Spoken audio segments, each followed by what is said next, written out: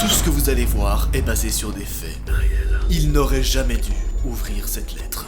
Disclaimer, si un jour, toi, là, derrière ton écran, tu reçois une lettre de ce style, ne l'ouvre surtout pas. Et appelle tout de suite la police en transférant les coordonnées de la lettre. C'est très important. Martin avait 16 ans lorsqu'il ouvra sa boîte aux lettres et trouva un bout de papier sur lequel se trouvaient 3 symboles. Un triangle, un carré et un cercle. Il trouva ça, au premier abord, plutôt amusant. Jusqu'à ce qu'il remarque qu'au dos de ce bout de papier se trouvait un numéro de téléphone. Très mystérieux, hein? Qu'est-ce que c'est, une pub? Un truc complètement basique, rien d'important, hein? Il était loin d'imaginer ce qui allait se passer quelques jours plus tard. Qui répondra lorsqu'il appellera ce numéro? Qu'est-ce qui se cache derrière tout ça? Y a-t-il un lien avec la série basée sur des faits réels qui vient de sortir nommée Squid Game? Tu vas kiffer cet épisode, voilà, je te préviens. Et tu es absolument pas prêt pour les découvertes qu'on a faites.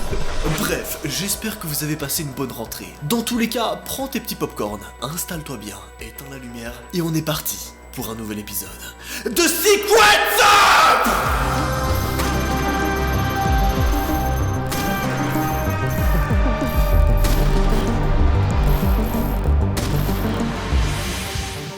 Mesdames et messieurs, bonsoir, j'espère que vous êtes tous bien posés, tamisés.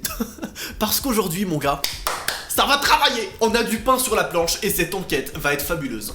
Surtout qu'elle va traiter d'un sujet au plein cœur que tout le monde adore. Squid Game. Et si tu sais pas ce que c'est, t'inquiète pas, c'est pas grave parce que je vais tout expliquer. En ce moment, sur internet, tout le monde s'affole à cause de ces 3 symboles. Ce cercle, ce triangle et ce carré. Pourquoi, hein? Putain, j'ai l'air surexcité aujourd'hui, je sais pas ce qui se passe, je suis trop impatient de faire cette vidéo, vraiment. J'ai des informations, frère, je vais vous les balancer, je sais que tout le monde va adorer, c'est bon? Mais vous allez me dire pourquoi tout le monde s'affole lorsqu'il voit ces 3 symboles-là. Eh bien, tout a commencé il y a même plus d'1 an, bien avant que cette série, basée sur des faits réels, soit publiée. Aujourd'hui, laisse-moi t'expliquer pourquoi, si tu reçois cette lettre-là, tu dois appeler tout de suite la police. Et tout a commencé lorsque ces événements-là se sont produits au jeune Martin, âgé de 16 ans à cette époque. Qu'est-ce qui lui est arrivé? Pourquoi tu ne dois absolument pas faire comme lui? Tu vas comprendre. Bouge pas. On a déjà fait l'intro, donc on va commencer en fait. Oh, et juste avant, vous me l'avez demandé environ 4 milliards de fois. Bouge pas. Le retour ça des petits chats. recommence. Regardez comme ils ont grandi. Aidez-moi, j'en peux plus de ce mec. Je t'énerve. Arrête de me parler, tu pues. Voici Timothée. Oui, il a grandi, c'est bon. Ensuite, voici Charles-Henri. Il est Lâche-moi un le peu bordel. royauté, tu vois, c'est un peu le prince de... Wow, je parle. Et finalement, mon préféré, je n'ai pas de nom. Je n'ai pas de nom pour Je lui veux encore, mourir. il est trop chou. J'arrive pas à lui donner un nom qui est suffisamment chou pour sa petite tête. Regardez-moi ça. Coucou. Est-ce qu'il est pas adorable, les gars? Tu t'en fous de ce que je dis en fait, hein, tu veux juste aller manger, hein. Mais Salut il s'en les fout. losers. Vous voyez pas que je suis en train de parler, les gars? Dites-moi dans le commentaire si vous avez un nom pour le monsieur qui est tout blanc. Pardon, on reprend. Avec l'enquête. L'histoire se passe en France, il y a 1 an. Bien avant que la série, basée sur des faits réels Squid Game, explose. Ce thread concernait un groupe de potes. Martin, Jonathan et Amy. Tous les 3 étaient au lycée. Et je le précise, c'est très important. Si tu connais quelqu'un qui a vu ou qui a déjà entendu parler de cette série réelle, Squid Game, envoie-lui tout de suite cette vidéo. Ça pourrait vraiment lui sauver la vie. Alors clique sur le petit bouton partager et envoie-le à tes potes. J'attends. Merci. Bref, la personne qui va nous raconter ce thread s'appelle Amy.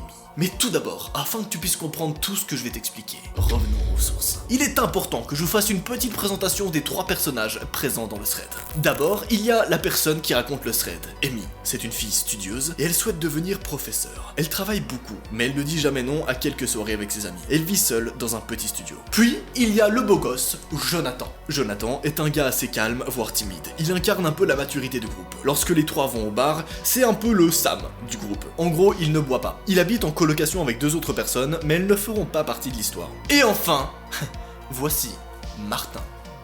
Je m'arrête sur lui parce que ça va être vraiment intéressant ce qui va lui arriver. Martin est, quant à lui, quelqu'un de très extraverti. Il est aussi très franc et très joueur. Et quand Amy dit qu'il est très joueur, ce qu'elle veut dire par là, c'est qu'il joue beaucoup à des jeux d'argent. Retenez ça, ça sera important pour la suite. Et évidemment, si tu regardes cette vidéo, ne joue jamais à des jeux d'argent. Vraiment. C'est mal, c'est addictif, et tu risques de perdre beaucoup d'argent à cause de ça. Je suis sérieux, là. Amy explique que Martin misait beaucoup dans ses jeux, même beaucoup trop, car en tant qu'étudiant, ce n'est pas le plus riche d'entre tous. En effet, notre petit Martin vit encore chez ses parents. Chez ses parents. Waouh, ouais, un chasseur chassant son chien est un bon chasseur. Ouah, j'ai réussi du premier coup. Pardon. Je suis trop excité, c'est fou ça, faut se calmer un peu. Il lui arrive parfois même de voler l'argent de ses parents pour jouer. Il a plusieurs fois été mis à la porte à cause de ça, mais sa mère est une maman poule. Elle l'aime énormément et ne supporte pas de devoir le mettre à la rue. Mais même si Martin est pas très honnête envers ses parents, c'est un très bon pote à Amy et Jonathan. Voilà, donc les trois, c'est un peu le meilleur cercle d'amis ever, tu vois. Enfin, c'était... Avec Amy, ils se connaissent depuis le collège, et ils ont rencontré Jonathan par la suite en seconde. Amy va continuer un petit peu d'expliquer leur vie habituelle, en disant qu'ils font souvent des soirées au bar, ou qu'ils vont même parfois chez Jonathan faire les petites soirées Netflix, chill, bref, tranquillou. Un soir, après une après-midi à jouer à Mario Kart chez Jonathan, Martin trouva quelque chose d'inhabituel dans sa boîte aux lettres. C'était un mardi soir, et ses parents devaient rentrer très tard. Qu'est-ce que Martin a trouvé dans sa boîte aux lettres, hein? Ah, je sais, ouais. Cet épisode est incroyable. Je sais. Ce qu'il trouva dans sa boîte aux lettres était une petite carte de visite. Au resto, des formes géométriques formaient une sorte de logo, noir sur blanc. Au dos, un numéro de téléphone. Martin trouvait ça louche et pensait même que c'était une publicité ou une arnaque. Le design de la carte était cependant très étrange. Les symboles étaient dessinés sur un bout de papier découpé et le numéro écrit à la main. Il se dit alors putain, si c'est une carte de visite, c'est pas pro du tout. C'est vraiment un enfant de 12 ans qui l'a fait quoi.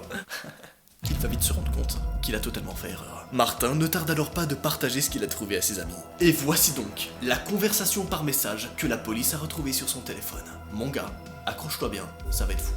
Martin envoie d'abord. Hey, regardez ce que j'ai trouvé chez moi. Il montre ainsi la carte, recto verso. Amy répond. What? C'est quoi, une pub? Mais on dirait une carte de visite ou d'un artiste. Martin dit. Je sais pas, j'appelle pour voir? Ça peut être marrant.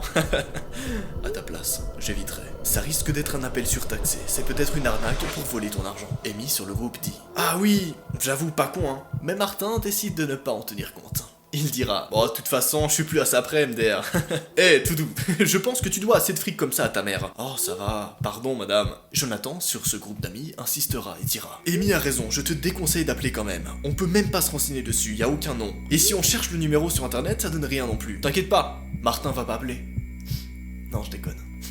Il va appeler. Mais pas tout de suite. Non. D'abord, sur le groupe, ils vont envoyer ceci. Vous êtes malin, vous.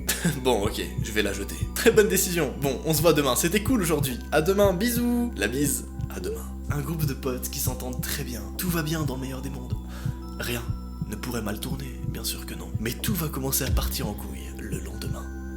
Le lendemain, Amy raconte que Martin est arrivé en retard en cours d'histoire contemporaine. Le midi, il explique à Amy et Jonathan qu'un type louche est venu l'accoster pour jouer. Au début, il voulait l'ignorer en prenant le tram, sauf que l'homme l'a suivi. Ce dernier explique à Martin qu'il pouvait gagner jusqu'à 500 € s'il venait ce soir dans un café du coin jouer aux échecs. Super bizarre, on est d'accord. Martin raconte donc qu'un mec l'a vu comme ça, là où il allait prendre le métro, il lui a dit « Hey frérot, si tu me bats aux échecs, tu peux gagner 500 €. Et si tu perds rien. » Alors, évidemment que Martin va être plutôt intéressé. Tellement c'est bizarre. Aucun des trois ne croyait en cette histoire. 500 € pour une partie d'échecs, c'était énorme. C'était très certainement une arnaque. En plus, Martin ne jouait quasiment pas aux échecs, c'était peine perdue. Seulement, rappelez-vous, Martin est un addict. Malgré ce que ses potes ont pu lui dire sur cet homme, cette proposition n'est pas passée sous l'oreille d'un sourd. C'est quoi ces expressions que j'utilise? N'est pas passée sur l'oreille d'un aveugle. Ça veut rien dire, Noah. On se calme, d'accord? C'est bon. Le soir même, Martin est donc allé à ce fameux lieu de rendez-vous. Et qu'est-ce qui s'est passé ce soir-là? Est-ce qu'ils ont joué aux échecs? Tout est expliqué sur le groupe, car encore une fois, on a retrouvé les échanges de messages. Regardez ce qu'il a envoyé le soir même. Les gars! Oui? Je suis allé au truc de ce soir finalement pour jouer aux échecs. Plus rien ne m'étonne. Et du coup? Bah, je me suis fait 1000 balles facile quoi. Pardon? C'est pas des faux billets au moins? Ah non, tu m'as pris pour qui? J'ai tout vérifié en arrivant, j'ai toujours mon kit depuis que je me suis fait avoir au casino. Ça a l'air tentant ton truc, mais c'est chaud quand même. T'as fait combien de parties? Juste 2. 1000 € pour 2 parties? Ça sent l'arnaque. Mais fais gaffe à ce qu'on te propose pas de trucs. C'est un coup à s'embobiner et à tomber là-dedans comme la dernière fois. Et en effet, Jonathan n'avait pas tort, car Martin va ajouter un message juste après qui va être vraiment bizarre. Il faut envoyer. D'ailleurs, le type m'a redonné exactement la même carte que j'avais jetée hier, sans me dire ce que c'est. C'est peut-être pour rejouer? Amy et Jonathan vont envoyer en même temps. Il va pas. T'inquiète, il va pas y aller. Non. Je déconne. Cet épisode est incroyable. C'est bon ou pas? J'adore. bougez pas. Petit fun fact qui n'a rien à voir, je vous ai dévoilé qui était ma copine sur Instagram. Voilà, t'as mon Insta ici, ajoute-moi si jamais tu veux voir qui est ma copine et bien sûr tu t'abonnes. Gros bisous. Parce que dans une semaine, on va sortir une vidéo avec moi et ma copine sur mon Insta. Donc fais-toi plaisir si tu veux voir ça. Voilà, ça n'a rien à voir, on reprend avec l'affaire, pardon. Mais, il n'y a pas de mais, Martin, c'est dangereux. S'il te plaît, ne rappelle pas le numéro. Viens jouer avec moi plutôt, c'est mieux. C'est bien parce que c'est vous, hein. Par contre, oui, c'est quand qu'on retourne chez toi, mec? Venez pendant les vacances, mes colocs sont pas là, on pourra réviser pour les examens et jouer. C'est noté, parfait alors, on fait ça. Évidemment, le temps va s'écouler. Les jours vont passer sans que rien ne se passe de spécial. Jusqu'à ce qu'on arrive aux vacances.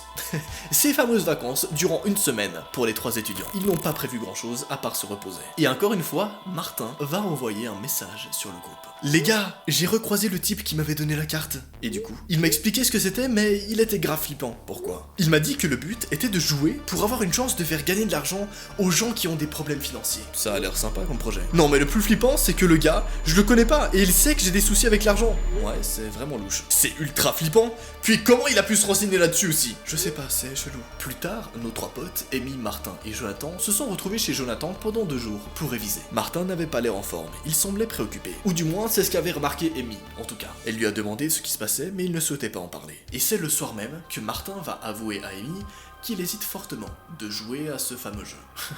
Étrange, hein. Cette dernière lui déconseille complètement d'y aller. Mais voilà, Martin devait beaucoup d'argent à ses parents, et à force de faire des conneries sur conneries, il commençait à culpabiliser. Il voulait les rembourser, ou du moins leur offrir quelque chose pour s'excuser, comme des vacances. La fois où il a gagné 1000 € en jouant aux échecs l'a vraiment motivé. Peut-être que ce n'était finalement pas une arnaque. Ils se sont ensuite plus parlé sur le groupe jusqu'au jour de la rentrée. Et c'est là que les choses sérieuses commencent. Les 3 jeunes devaient se retrouver avant les cours pour boire un café ensemble, le lendemain matin. Et c'est à partir de ce jour que tout va dégringoler. Jour 1, après la disparition de Martin. Les vacances sont finies.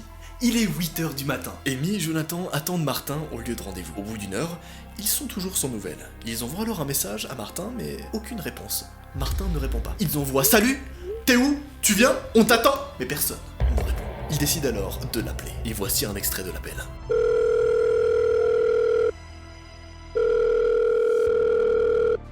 Mais toujours rien. Personne ne répond. Amy se dit alors certainement qu'il est malade, ou alors qu'il s'est endormi et qu'il s'est pas réveillé. Ils vont ensuite en cours à 10h, puis rentrent le soir chez eux. Seulement, ce qui est un peu bizarre, c'est que le soir même, après les cours, ils ont toujours pas de nouvelles de Martin. C'est-à-dire que je veux bien qu'il ait oublié son réveil, tu vois, et qu'il ait dormi jusqu'à midi, 1h, 2h. Mais là, on parle d'une journée entière où Martin ne donne aucune nouvelle. Est-ce que son téléphone a un problème, peut-être? C'est la seule possibilité qui reste encore normale, hein. Amy, on voit donc sur le groupe. Toujours pas de nouvelles? Non. Et toi? Non plus. Il doit plus avoir de batterie, ce con. Ça m'étonnerait pas. On se retrouve demain. Et Martin, si tu vois ce message, préviens-nous quand tu viens pas. Oh. On fait ça. Ouais, j'avoue, Martin ne nous fait pas des frayeurs comme ça.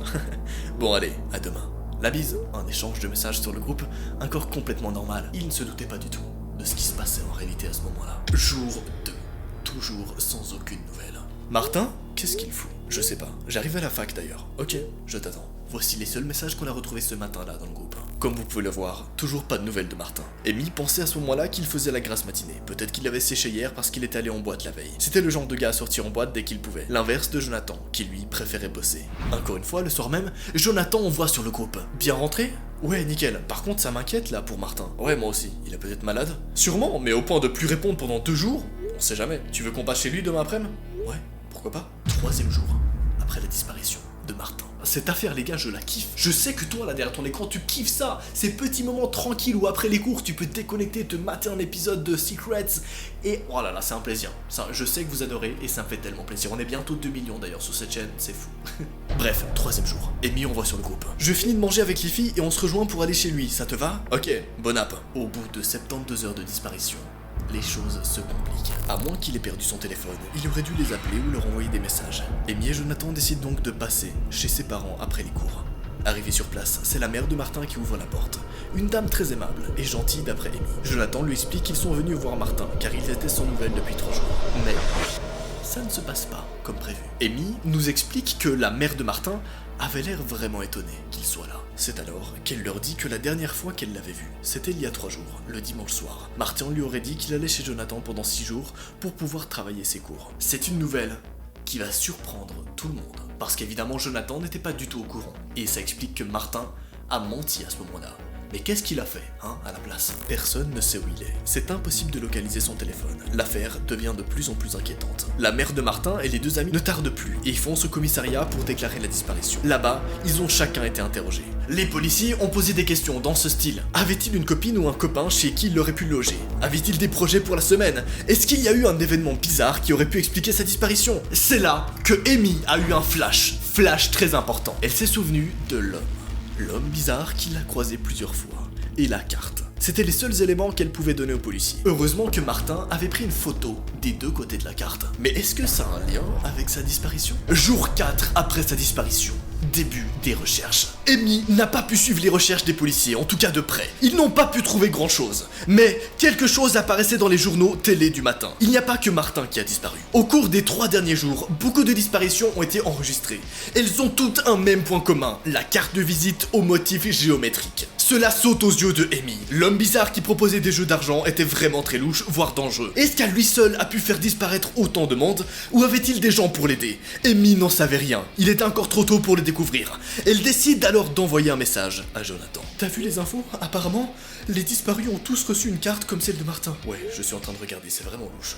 Je me demande ce que ça veut dire. C'est là que quelque chose de vraiment incroyable se produit. Sur le groupe, c'est écrit « Martin est en train d'écrire ».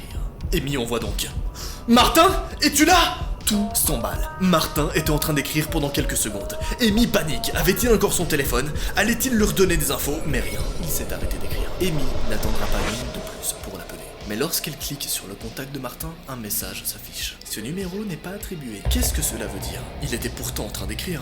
Qu'est-ce qui a pu bien arriver à Martin? Jour 5, 13h51.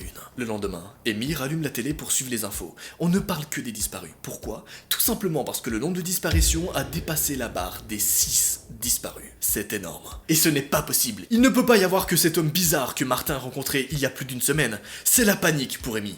Elle ne sait plus quoi faire. Elle a peur. Ce jour-là, elle a préféré appeler Jonathan. Elle se demande alors, mais peut-être que Martin est tombé sur une méga organisation malveillante? Mais pourquoi avoir capturé autant de personnes? Ou alors, ils ont tous eu l'idée de partir le même jour, mais c'est très peu probable. Et surtout, il y avait toujours ce même lien. La carte de visite. Amy hésitait à appeler pour voir qui était au bout du fil de ce numéro. Mais elle se disait que les flics s'en étaient sûrement déjà occupés. Elle tente quand même le coup. Amy décide d'appeler le numéro présent à l'arrière de la carte de visite. Oh là là! La sonnerie retentit après avoir composé le numéro. Elle attend.